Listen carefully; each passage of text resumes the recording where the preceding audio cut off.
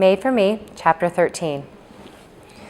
A word didn't exist for the feeling of unexpected delight she experienced at the sight of Andre. She immediately throttled back her emotions so her pleasure wasn't completely obvious. Andre had no such inhibition.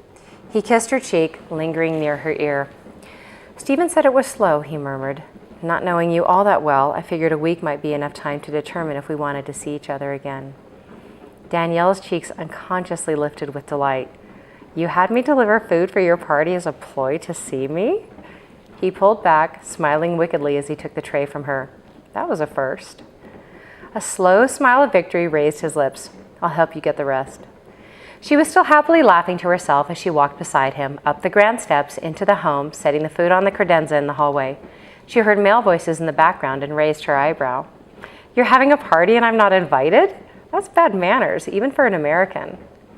He set down his tray of food, guiding her back to the car for another load, his fingertips touching her lower back. "Actually, this is my dad's place, not mine. I recently sold my flat downtown and have to wait a couple of months for the new one to be renovated. So here I am, a bachelor back to living with my parents. As to having you over, I have a bunch of cousins here who came down from Geneva. Besides being male, rather crass, and somewhat boring, they're on a patio smoking and you'd get sick. But trust me, I'd love them to see who's delivering the food." With him helping, it took only another trip to unload the car. She admired the ironwork up the staircase along with a large painting on the wall. "All that staircase needs is a singing family," she said. "I can start on the first verse and you can join in on the chorus." Andre stared for a second, then started laughing. "You think this is funny, but I'm serious. I know the words." "But apparently not the country," he replied. "That was Austria. This is Switzerland." She waved him off dismissively like a designer to a tailor. "Don't trifle me with details," she said, setting him laughing again. "I do need to get back, though. Apparently the delivery orders are heavier than normal tonight." The moonlight caught the patina roof and four-story pillars, the vines stretching up from the ground to the fountain on her left. Lilies floated on the surface of the water. When they reached the car, she brought up investing in the restaurant.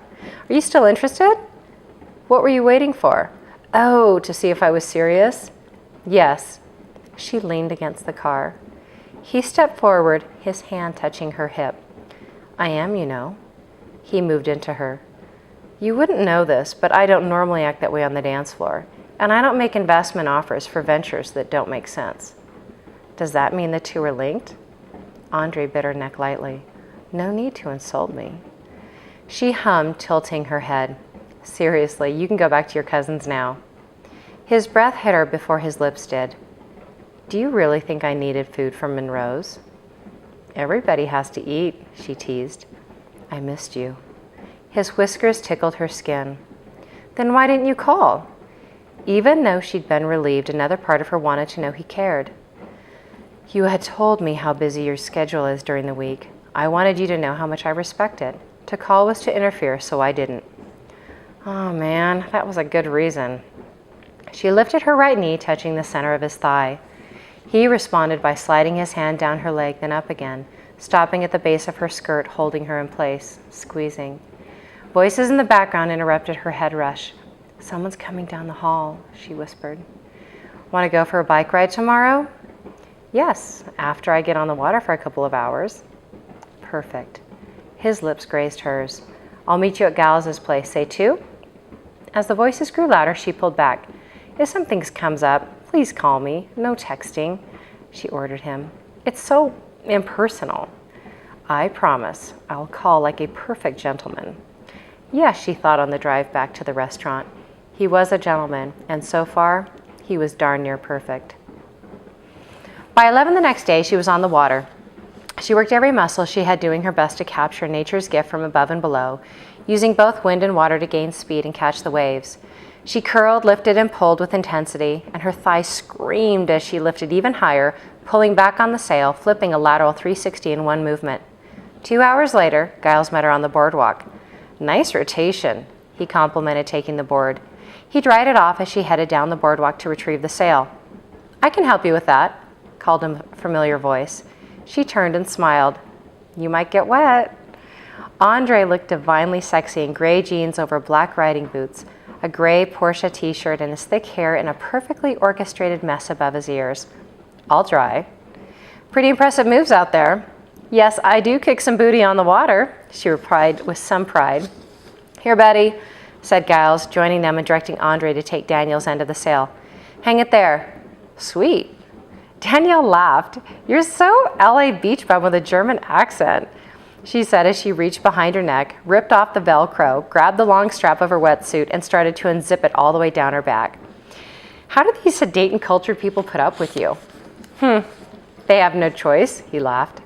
Danielle excused herself to change, and she overheard Giles ask Andre how he knew her. She slipped on her skinny, worn Levi's, her olive green square-toed Fry's riding boots, and mock turtleneck over a thin t-shirt. When Danielle emerged from the back room, she was braiding her hair to the side as casually as if she were in her own home, walking from the kitchen to the living room. Andre leaned against the counter, his arm draped over a carousel, an unchecked pose of casual sexy. The inner walls of her chest felt like her heart was pounding with the feverish pace of a rabbit's foot. "It's a beautiful day," she observed, glancing up. Andre pointed to the mountains. She saw fluffy, dark bunches resembling floating cauliflower. "Will be for another hour or two," he predicted. "Time to see the town and have lunch." Before they got on his motorcycle, he showed her how the Bluetooth headsets in the helmets worked. She waited until he was ready to mount the bike, the curvature of the seat tilting her forward. All the memories of their night together were now pushing at the lid she'd put in place to prevent distractions of the emotional kind. "You can hold on to the side handles," he said, his voice coming through in clear surround sound within the helmet. She ran her hands under and up his jacket without hesitation. "I'm more comfortable this way." She tightened her grip around his waist. "That'll work too." The faint rumble of his laughter mixed with the revving engine. He eased the machine through the parking lot and onto the main street. She would have pinched herself had she been able to. On a bike, with Andre, taking a tour of the city. The back of her throat flexed from containing the thrill of exultation she felt, and her smile was so big her eyes nearly closed. "Keep them open," she told herself. "You don't want to miss a moment."